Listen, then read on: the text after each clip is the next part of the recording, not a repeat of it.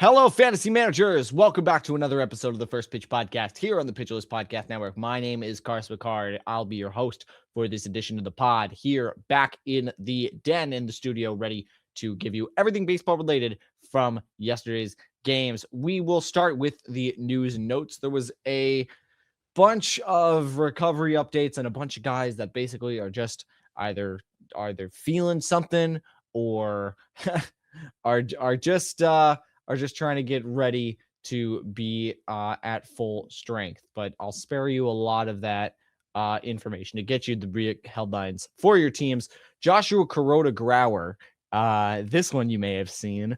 I have permission to say this. Ruptured testicle, 10-day IL from being hit by a pitch yesterday. Apologies if you're on your way to work and perhaps munching on some food or made you spit out your coffee. But yes, that is the injury for Joshua Kuroda-Grauer. No timetable on that return. I think on behalf of all of the fellas at Pitcher List, our regards to him. Jack Flaherty gets the 15-day IL with right flexor inflammation.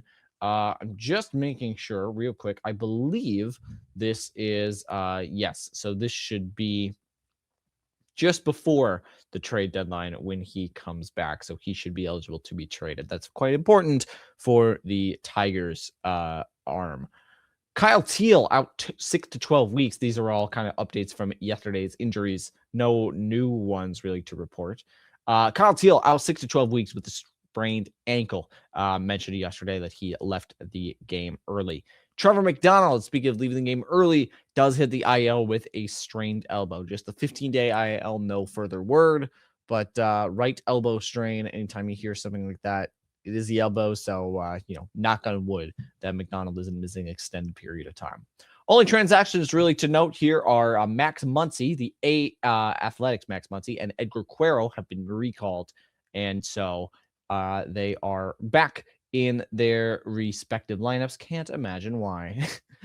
That's going to do it for the news and notes. It's fairly short. We're going to move on to our notable performances, where I go over everyone that I think had a particularly noteworthy day. And I'll start with a very noteworthy performance here with my hitter of the day.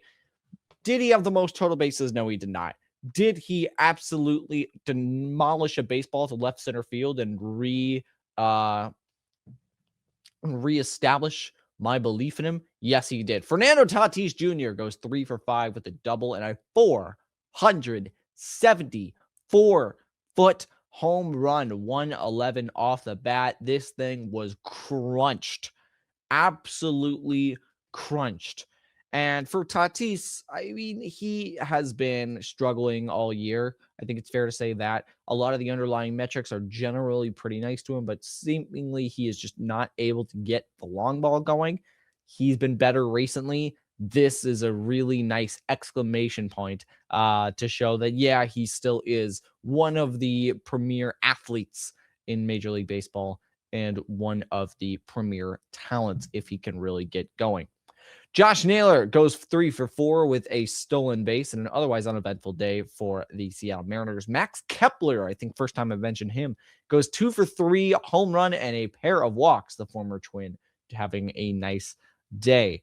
Alec Burleson goes 3 for 4. Joe Adele, 2 for 4 with a home run. CJ Abrams, 2 for 3, a pair of home runs and a walk. I'll give a player of the day honorable mention to him. Just need to hit 475 feet, and I want to talk about him. CJ. Hunter Goodman goes 2 for 5 with a home run. That's his 31st home run of the year. Third in Major League Baseball. Mickey Moniak goes 2 for 4 with a home run, and Cole Carrig 3 for 5 with the stolen base. Also getting an honorable mention for pitcher or player of the day, rather, Brandon Nimmo, 4 for 4 with a home run. A great day for the outfielder for the Rangers. Still weird. We're in July. He's still wearing blue, but it's still weird that Brandon Nimmo is on the Rangers. Wyatt Langford goes 2 for 4 with a home run. Alejandro Osuna at the bottom of the Rangers lineup goes 3 for 4. Dylan Dingler, great day. 2 for 3, home run, double, and a walk. Pete Armstrong, a bizarre day, goes 2 for 2 with a triple, 3 walks for PCA in what ended up being a very bizarre game against the Tigers. More on that in a bit. Manny Machado, circling back to the Padres game earlier, 2 for 5 with 2 home runs. He's hitting 204 now, folks, and that's over I think his 22nd home run. So he is really hitting his stride, which is maybe maybe a little late to buy in and ride this wave, but maybe definitely a name to keep in mind here of second half surgers. Jim Jarvis goes 2 for 3 with a triple and a double as he really provided some nice engine work for the Atlanta Braves. The entire Rays lineup was really effective. Top to bottom, no terrible standouts here. 12 runs, 21 hits, 3 walks to boot, only a couple home runs. But the entire Rays lineup, I mean, pick a player that you can name. Chandler Simpson had 4 hits. Ben Williamson had 4 hits. I believe Caminero had a couple. Yandy Diaz, pick any name out of a hat. Everyone was able to pitch in. It was a great day for the Rays offense.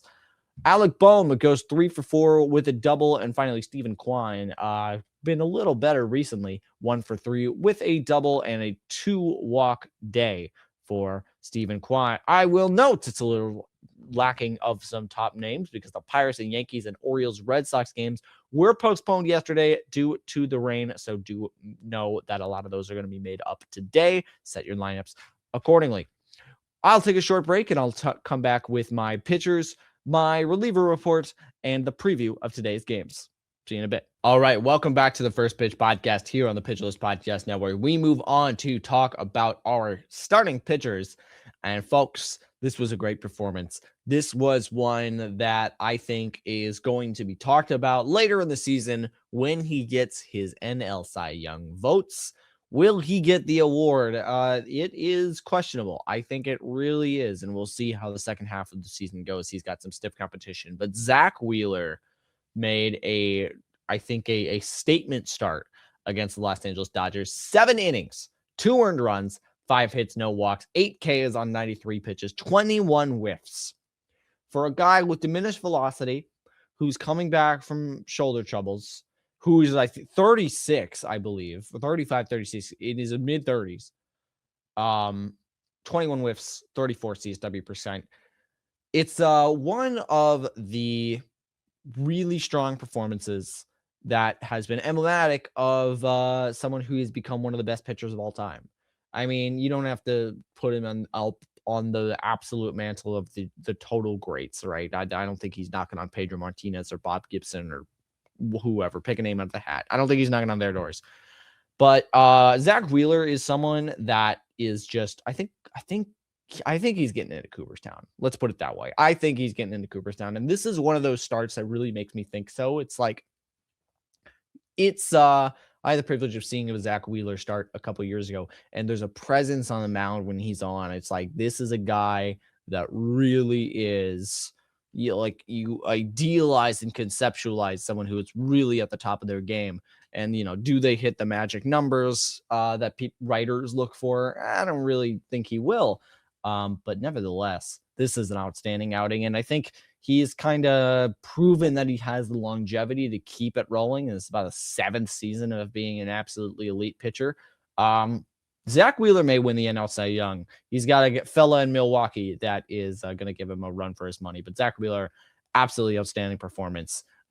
Graded out well against a really tough lineup. Everything ticks all the boxes. He's my pitcher of the day for sure. Chase Burns went 5 innings, no earned runs, 3 hits, 2 walks, 6 Ks, 91 pitches, 16 whiffs, 27 CSW percent.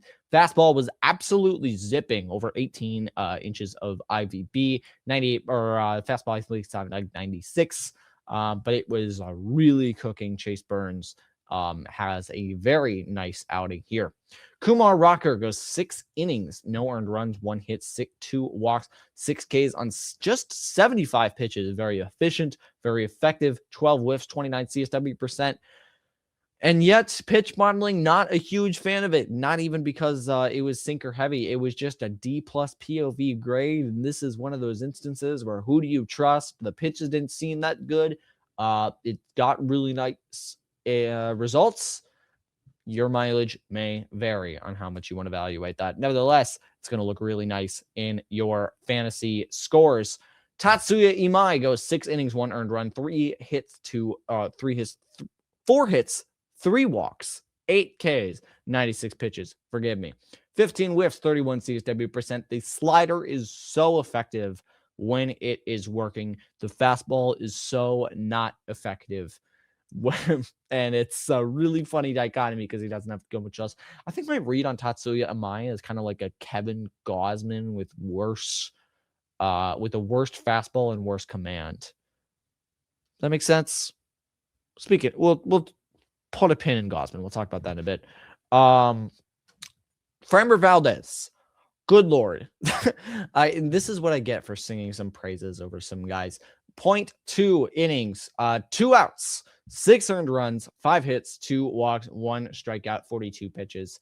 Could not finish the first inning.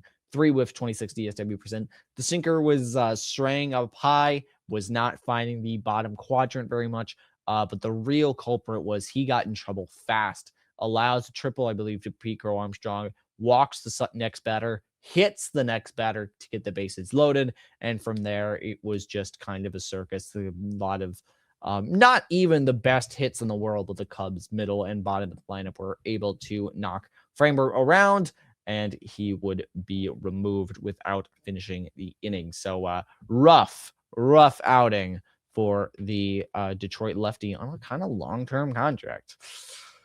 Don't sign with Detroit. And Detroit don't sign people.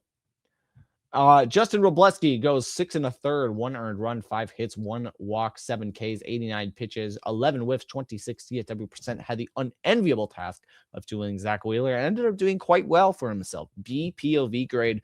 Robleski has fluctuated a lot from how is this guy keeping such a low ERA to kind of a PLV darling, and I don't really know where to put Robleski as the top pitchers. I've forgotten where he is on the list, but regardless, proving his worth against a pretty decent Phillies lineup.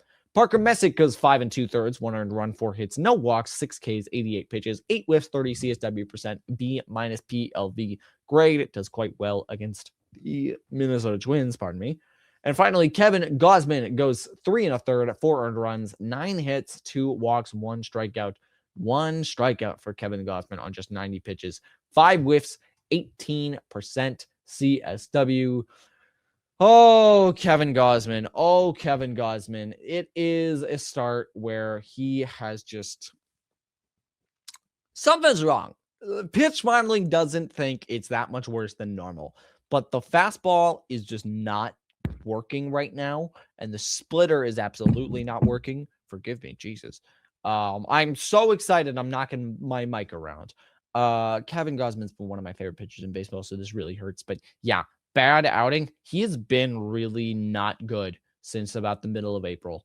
And I'd tell you to sell, but I think that's advice that's probably 2 months out of date. I just think it's kind of curtains for Kevin Gausman. Your fantasy advice, man, you just try to sell him for what you can get. I don't think he's droppable in a lot of leagues, but honestly, he's kind of approaching that territory. Don't be too afraid of the name value if it's not getting you returns. Anyway, that's the starting pitcher roundup. Give the Plus Pitch Podcast a listen and check out Nick and Jake's daily SP roundup. And we now move on to the reliever report, where I go over who saved it and who blew it. Cade Smith gets his 29th save of the year for the Cleveland Guardians. Tanner Scott, his 15th save of the year for the Los Angeles Dodgers. Alex Lange, his 9th save of the year for the ever confounding closer role of the Kansas City Royals. Marco Gonzalez picks up his first save of the year of the long variety. Josh Hader, his 11th save of the year for the Astros. Jordan Romano, his 7th for the take a guess. Who's Jordan Romano play for? Huh? Former, yeah, that guy, that Jordan Romano, former Blue Jay. Yeah, he plays for the Rockies now.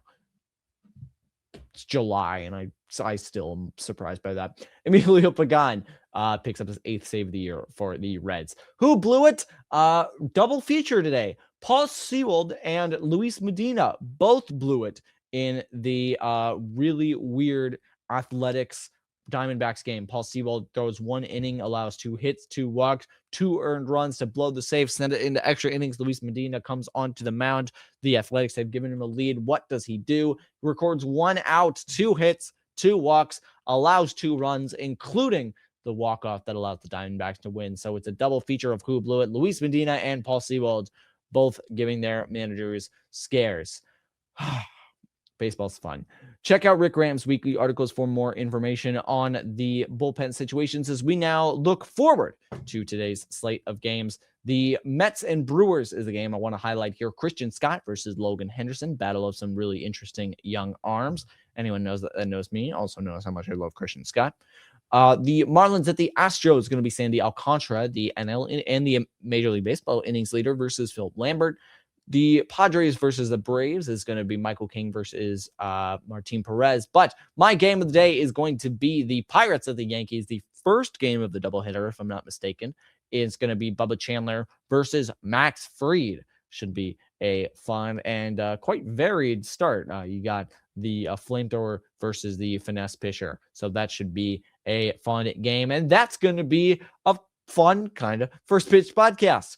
For a deeper dive on everything baseball, hop on to pitcherlist.com. For further access, sign up for PLV or PL Pro to gain access. I said PLV or PL Pro. PL Plus or PL Pro to gain access to the Discord PLV apps to support the Pitcher List staff. Finally, my name is Carson Picard. You can find me flubbing over my words on the Shallows podcast with my great co-host Eric Hendrickson, as well as on the website formerly known as Twitter at Carson Picard PL.